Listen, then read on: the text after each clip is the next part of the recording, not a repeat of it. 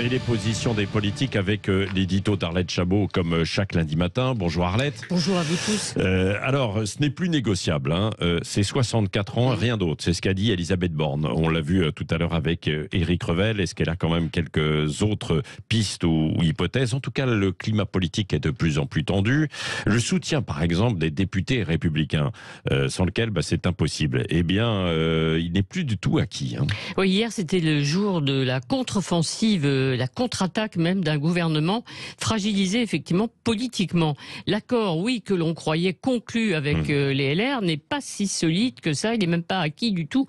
Aujourd'hui, 2 jours, vous vous souvenez, avant la présentation même de la réforme, Éric Ciotti, nouveau président des Républicains, avait dit qu'au nom de la responsabilité et de la cohérence, eh bien, son parti voterait la réforme du gouvernement. Pour verrouiller, évidemment, cette entente, Elisabeth Borne avait fait des efforts. On se cale sur le texte voté chaque année par les sénateurs LR, donc la retraite à 64 ans. Elle avait même accordé, allez, on y va large, d'accorder toute l'augmentation, les 1200 € de retraite minimale à tous les retraités, ceux de demain et ceux d'aujourd'hui. Ça coûte cher, mais c'était le prix de cet accord. En fait, tout a changé. Pourquoi? Parce qu'on a entendu des voix dire qu'ils trouvent cette réforme injuste. Xavier Bertrand, le premier.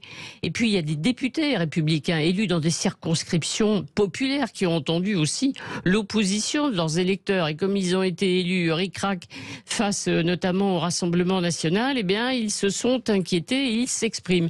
Le plus farouche opposant à la réforme, Aurélien Pradier, dénonçait hier le coup de menton d'Elisabeth Borne. Ça donne une idée de la tonalité chez les LR. Conclusion, estimation, 12 à 15 députés pourraient s'abstenir, voire voter contre le projet du gouvernement. Alors Bruno Le Maire, par exemple, demande à la majorité aux députés de faire bloc parce que il y a quelques fissures qui sont apparues récemment. Ah bah oui, il y a des fissures même au sein des plus macronistes des macronistes, c'est-à-dire dans le groupe Renaissance. Ils sont pas nombreux, mais on le sait, chaque voix compte. Ils sont 4 ou 5 qui eux aussi pourraient s'abstenir.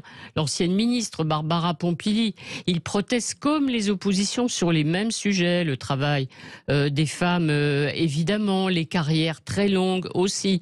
Donc ils menacent de s'abstenir, voire de voter contre le texte. Il y a des réticences aussi chez les amis d'Édouard Philippe qui pensent qu'il y avait peut-être des réformes plus urgentes, et puis des exigences du MoDem qui voudrait par exemple une clause de revoyure de la réforme en 2027. Cette proposition, elle a un intérêt, elle ne coûte rien. Et c'est dans cette offensive de la majorité, il y a aussi Gérald Darmanin qui, dans Le Parisien, accuse la NUPS de vouloir, je cite, bordéliser le pays. La gauche peut-elle bordéliser le débat, zadiser l'Assemblée d'ailleurs? Oui, alors vous remplacez bordéliser par emboliser, c'est pas juste que je dirais une manière de parler, mais c'est important.